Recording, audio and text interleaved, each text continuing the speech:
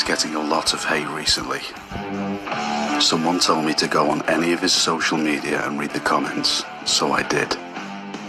It seems like a lot of people are displeased with Mr. Gates, with hundreds of thousands of bad comments, and they are being deleted live as they come in. We've all been seeing a lot of Bill lately. After all, he was the only person in the world to have the foresight and predict what is happening now in his TED Talk in 2015. If anything kills over 10 million people in the next few decades, it's most likely to be a highly infectious virus rather than a war.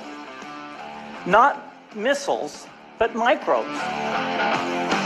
More recently, the Gates Foundation was so worried about a pandemic happening, they staged an exercise drill in October of 2019, only 5 months before COVID-19 hit the world. It began in healthy-looking pigs, months, perhaps years ago. A new coronavirus spread silently within herds. The sickest required intensive care. Many died. But of course, this could be two complete coincidences. Maybe he's passionate about pandemics because he is influenced by his father's life work. Call it some sort of daddy issue. Bill Gates Sr. served on the board of Planned Parenthood during the group's infancy, a rebranded organisation birthed out of the American Eugenics Society.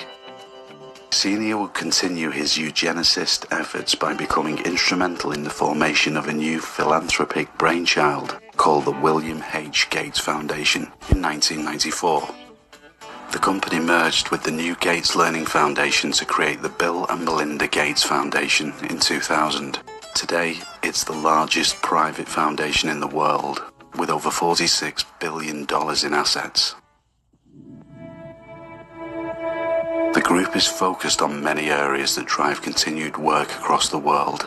These activities have given birth to new forms of technological, eugenic endeavours.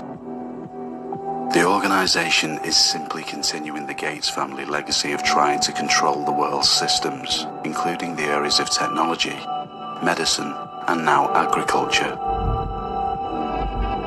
All you have to do is to look at what areas the Gates Foundation gives money to. A quick search and you will find it in 3 key areas: education in the US, global health, and agriculture. Agriculture is what maybe inspired Bill in 2010 to purchase 500,000 shares in Monsanto, valued at more than $23 million. Monsanto has a bad reputation when it comes to health. Evidence that GMOs cause disease has been piling up for decades as the list of countries banning their imports and cultivation grows. Well, Bill Gates is actually continuing the work of Monsanto. Bill Gates is still imposing and forcing GMOs, which is a failed enterprise. And he's not just imposing GMOs, he's taking what has failed and rejected by governments. My government threw the BT aubergine of Monsanto out. Bill Gates resurrects it in Bangladesh. But maybe Bill didn't know that, right? I'm sure he had nothing but the best intentions. In 2006, an article in The Economist magazine introduced the term philanthrocapitalism to describe a trend sweeping philanthropic institutions, the tendency for a new breed of donors to conflate business aims with charitable endeavours, making philanthropy more cost-effective and financially profitable. So how could anyone criticise philanthropists that give a fortune to the needy? Should we just accept the version he tells us on face value?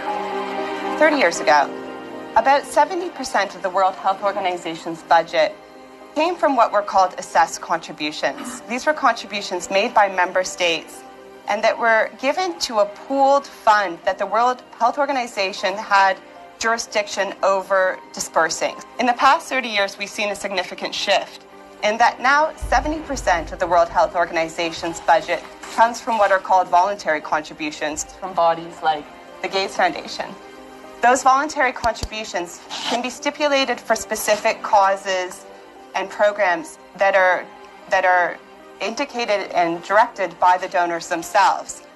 So we've seen a problem that the World Health Organization's priority setting has been in many ways distorted and in some ways perverted by the rise of voluntary contributions, which at face value seem irreproachable, because how can we argue against giving money to something as important as global health? But at the same time, the way it's been donated has been done in a way that might be causing more disruption, more unhelpful disruption at the World Health Organization than is useful. In a way, Mr. Gates, he's become in a way a sort of unofficial global health czar. He in some ways does act as a sort of honorific diplomatic envoy on behalf of corporations like Coca-Cola and to some extent Monsanto in sub-Saharan Africa, and he was never elected or appointed to do so. So it does raise some serious questions surrounding accountability. Gates has proved there is a far easier path to real political power, a way that allows unelected billionaires to shape public policy in ways that always generate favourable headlines.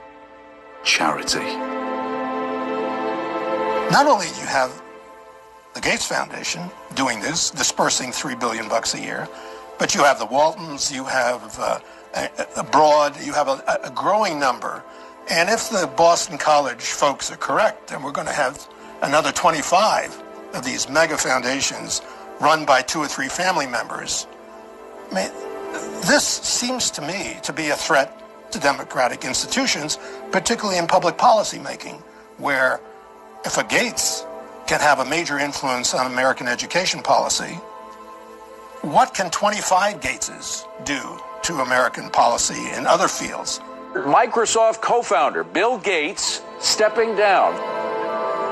Gates announced in 2008 that he would step away from Microsoft to focus on his efforts on philanthropy, describing his philanthropic approach by creative capitalism to connect the promise of philanthropy with the power of private enterprise.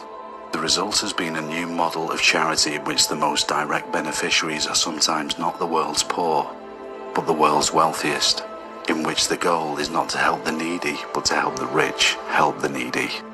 But still, we all heard the news in the past that the Gates Foundation eradicated polio. Surely that's a good thing. Because some people think Gates is eradicating polio. Polio campaign, eradication campaign, has been ongoing since prior to the inception of the Gates Foundation. Polio was still a problem to a certain extent in developing nations, but not nearly as much as a problem of other health ailments.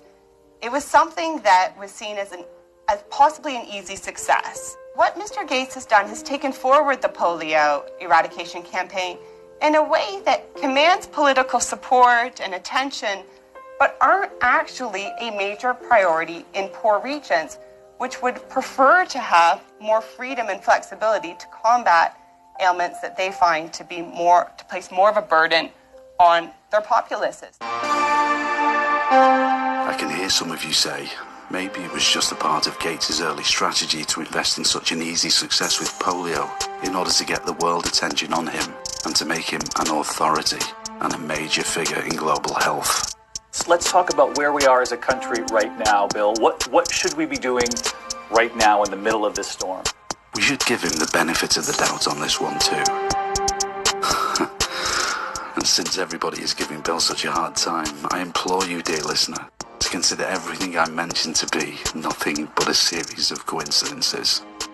I don't want to enter debates about Bill's intentions regarding vaccines, microchipping, tracing, ID 2020, Monsanto, his relationship to Epstein, COVID, or any of the few controversies surrounding this man. I'm just going to look into where his funding is going, and maybe this will put things into perspective.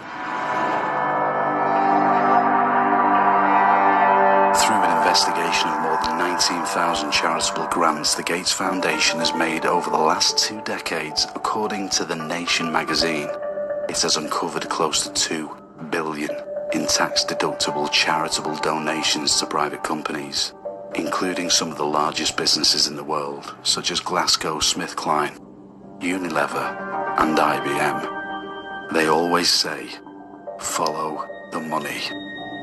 Obviously, the Gates Foundation gives away billions of dollars to many public and private organizations, and I am positive Some do some good in the world. However, when I look at the number of these organisations, a lot of them seem very familiar, mainly because they are all involved in one way or another with the current situation that we are all in now. And we've seen these faces and logos all around the news for the last 3 months. The World Health Organization received $4.6 billion in donations. $3 billion to Gavi, the vaccination alliance with the goal of increasing immunizations in poor countries. $870 million to Johns Hopkins University, which provides data, statistics, maps, and COVID resources. $280 million to Imperial College London, which created the wonderful computer models that predicted and miscalculated the spread, impact, and death rates of this pandemic. So based on these models, we decided to lock down. $243 million to Oxford University for vaccine research and development. $40 million to the London School of Hygiene, led by Professor Chris Whitty, England's Chief Medical Officer. And the list goes on. Some of you are wondering why there are so many TV broadcasters on the list of private companies receiving donations. Just you think about it. Bill needs someone to spread the good news about all this work, so the Gates Foundation adds the media to their list of charity. You would think the funding support will go to broadcasters in poor countries to educate and promote health.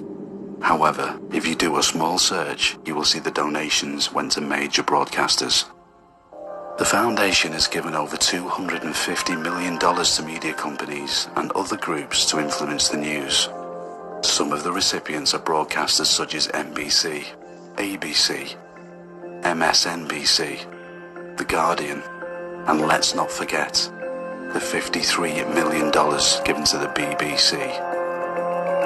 The lack of critical voices around the Gates Foundation doesn't really signal, as the media tends to assume, its legitimacy and its widespread acceptance. It's a sign of the opposite. It's a sign of an organization that's seen as so powerful that few dare reproach it.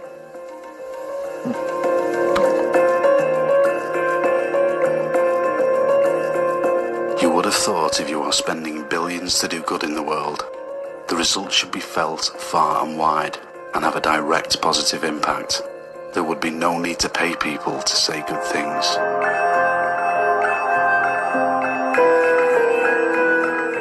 All the information is out there.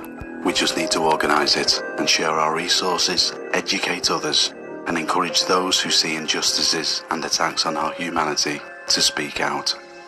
Only then we could see the full picture with solid proof, and if there is any wrongdoing, we will be in a position to take legal action. Think about it. I don't know if there is any wrongdoing happening, but if there is, who would dare speak against $46 billion? Is it okay for billionaires to hide behind the label of charity to escape any government regulation or interference? Should we blindly trust these billion-dollar foundations that are more powerful and have a higher GDP than a lot of the nations around the world, simply because they say their intentions are good? Is there too much power in the hands of these unelected billionaires in shaping our public policy? I have just shown you the beginning of the rope, so please go and do your own research and make up your own mind. I don't know what Bill Gates and his foundation are really up to, but I have one last question. How many more coincidences do there need to be before it's mathematically impossible?